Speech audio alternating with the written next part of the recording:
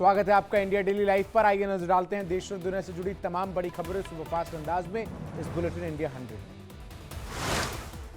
बिहार के बेगूसराय में यूसीसी को लेकर अमित शाह का बड़ा बयान, कहा पूरे देश में लागू करेंगे यूसीसी, कांग्रेस आई तो शरिया कानून लागू करेगी। अमित शाह का राहुल गांधी पर हमला, कहा राहुल गांधी देश को नहीं संभाल सकते, प्रधानमंत्री मोदी के नेतृत्व में भारत को बनाएंगे नंबर 1। बिहार के झंझारपुर में अमित शाह ने की जनसभा, विपक्ष पर जमकर साधा निशाना, कहा वैसे घमंडिया गठबंधन जीतेगा नहीं, लेकिन अगर जीत हुई तो कौन बनेगा प्रधानमंत्री, क्या स्टालिन या ममता इस देश को संभाल सकते हैं। अमित शाह ने कहा मोदी जी को तीसरी बार प्रधानमंत्री बनाने का मतलब बिहार में जातिवाद को खत्म करना और योग्यता के आधार पर राजनीति की शुरुआत करना। अमित शाह का इंडिया गठबंधन पर जोरदार हमला, कहा परचून की दुकान चलाना चाहता है विपक्ष, 10 साल से देश में मजबूत सरकार, विपक्ष में भारत का कोई अस्तित्व नहीं और विश्व में भारत का सम्मान बढ़ा। अमित शाह के फेक वीडियो में प्रधानमंत्री मोदी ने दी चेतावनी, कहा मोदी सामने से वार करता है, डीप फेक वीडियो बनाने वालों पर सख्त कार्रवाई होगी। महाराष्ट्र के सोलापुर में प्रधानमंत्री मोदी ने की जनसभा, विपक्ष पर जमकर साधा निशाना, कहा 2014 से पहले देश में आतंकवाद, भ्रष्टाचार और कुशासन का राज। प्रधानमंत्री मोदी ने कहा कलंकित इतिहास के बाद भी कांग्रेस देख रही है सत्ता हथियाने का सपना, पहले 2 चरण के चुनाव में इंडिया गठबंधन का डब्बा हो चुका है गोल।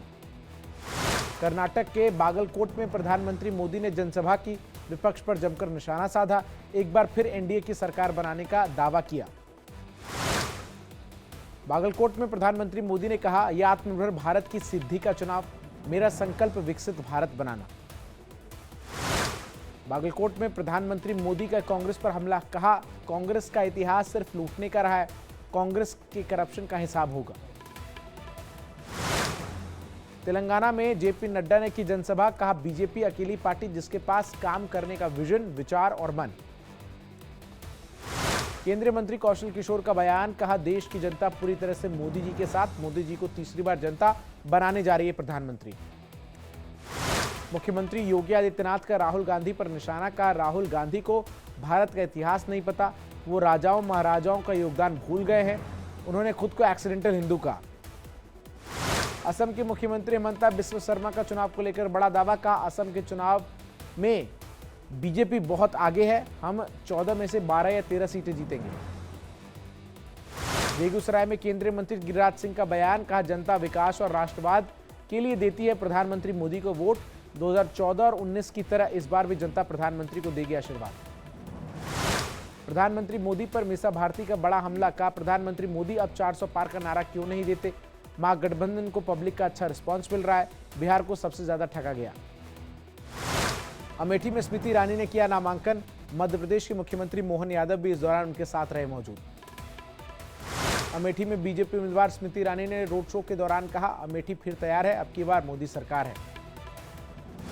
अमेठी में नामांकन से पहले स्मृति ईरानी ने किया शक्ति प्रदर्शन, हवन पूजन के बाद निकाला रोड शो, भारी संख्या में समर्थक रहे मौजूद। लखनऊ में राजनाथ सिंह ने किया नामांकन, मुख्यमंत्री योगी और उत्तराखंड के मुख्यमंत्री पुष्कर सिंह धामी रहे मौजूद।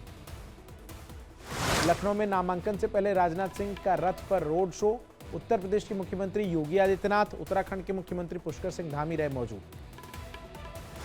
लखनऊ में नामांकन से पहले राजनाथ सिंह ने की पूजा अर्चना, मंदिर में दर्शन कर जीत का मांगा आशीर्वाद।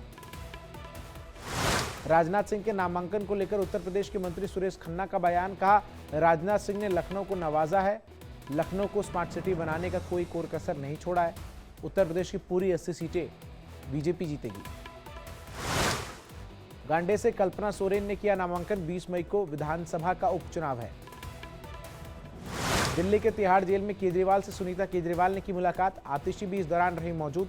मुलाकात के बाद बोली आतिशी, उन्होंने पूछा दिल्ली की जनता कैसी है।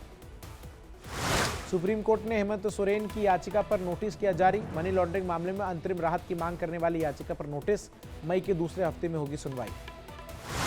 ईडी दफ्तरों की सुरक्षा के मद्देनजर गृह मंत्रालय का बड़ा फैसला, ईडी दफ्तर के बाहर तैनात होंगे सीआईएसएफ जवान, बढ़ते हमलों के बाद लिया गया फैसला। गुजरात के पाटन में राहुल गांधी का आरक्षण के मुद्दे पर बीजेपी पर हमला, कहा हम आरक्षण के खिलाफ नहीं, आरक्षण को खत्म करने का तरीका निजीकरण, अग्निवीर। एटा में किसानों के मुद्दे को लेकर अखिलेश यादव ने बीजेपी को घेरा, कहा बीजेपी ने किसानों के साथ धोखा किया। संभल में सपा नेता मोहम्मद उस्मान का बीजेपी पर हमला, कहा शहाबुद्दीन अतीक मुख्तार को याद करते हुए करे वोट, बुलडोजर को रोकने के लिए करे वोट।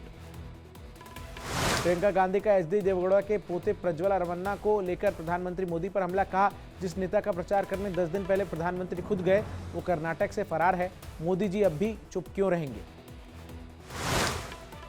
हैदराबाद में एआईएमआईएम प्रमुख असदुद्दीन ओवैसी ने किया डोर टू डोर कैंपेन, घर घर जाकर किया चुनाव प्रचार। हैदराबाद से बीजेपी उम्मीदवार माधवी लता की हुंकार, ओवैसी पर बोला हमला, कहा 40 सालों से ओवैसी की गुलामी कर रहे हैं लेकिन इस बार बीजेपी की जीत होगी। पटना में तेजस्वी यादव ने बीजेपी पर निशाना साधा, कहा यह चुनाव बहुत महत्वपूर्ण, संविधान और लोकतंत्र को बचाने का है चुनाव। पटना में तेजस्वी यादव के बयान पर सम्राट चौधरी का पलटवार, कहा तेजस्वी यादव पहले अपने उम्मीदवारों की जमानत बचाएं, सुपड़ा साफ ही नहीं सभी सीटों पर जमानत जब्त की जाएगी। मध्य प्रदेश में कांग्रेस को बड़ा झटका, इंदौर से कांग्रेस प्रत्याशी ने अपना नाम वापस लिया, अक्षय कांति बम ने नामांकन वापस लिया। दिल्ली उत्तर पश्चिम से बीजेपी उम्मीदवार योगेंद्र चंदोलिया का केजरीवाल पर हमला, कहा दिल्ली के मुख्यमंत्री जेल में हैं, उनका खेल खत्म हो गया है। भरतपुर से कांग्रेस प्रत्याशी संजना जाटव ने चुनाव प्रचार के दौरान लगाए ठुमके, महिलाओं के साथ डांस करती हुई आई नजर, इंडिया डेली लाइव नहीं करता है वीडियो की पुष्टि। इंदौर से नाम वापस लेने के बाद कैलाश विजयवर्गीय ने किया पोस्ट, इंदौर से कांग्रेस के लोकसभा उम्मीदवार अक्षय कांति बम का बीजेपी में किया स्वागत। छत्तीसगढ़ के डिप्टी सीएम विजय शर्मा का राहुल गांधी से सवाल, कहा उन्हें स्पष्ट करना चाहिए बीजेपी ने आरक्षण खत्म करने की बात कब कही, बीजेपी की स्पष्ट सोच है आरक्षण जारी रहेगा। संदेश खाली मामले में ममता सरकार को झटका, संदेश खाली मामले में सीबीआई जांच जारी रहेगी, जांच पर रोक से कोर्ट ने इंकार कर दिया है। पंजाब में कांग्रेस ने उम्मीदवारों की एक और लिस्ट जारी की है, 4 सीटों के लिए उम्मीदवारों के नामों का ऐलान किया गया है। लुधियाना से अमरिंदर सिंह को टिकट दिया गया। कल मणिपुर के 6 मतदान केंद्रों पर फिर से वोटिंग होगी, चुनाव आयोग ने जारी किया है निर्देश, पहले चरण में चुनाव के दौरान हिंसा हुई थी। पश्चिम बंगाल के दार्जिलिंग में बीजेपी कार्यकर्ताओं का पुलिस स्टेशन के बाहर प्रदर्शन, तृणमूल कांग्रेस पर हमले का आरोप, कहा मतदान के बाद बीजेपी कार्यकर्ताओं पर तृणमूल कांग्रेस के लोगों ने हमला किया। दिल्ली में आम आदमी पार्टी का प्रदर्शन, जेल का जवाब वोट से देने की बात, बीजेपी के खिलाफ जमकर नारेबाजी की। कर्नाटक के चामराजनगर से सांसद श्रीनिवास प्रसाद का निधन, 76 साल की उम्र में ली आखिरी सांस, पिछले 4 दिन से आईसीयू में थे भर्ती।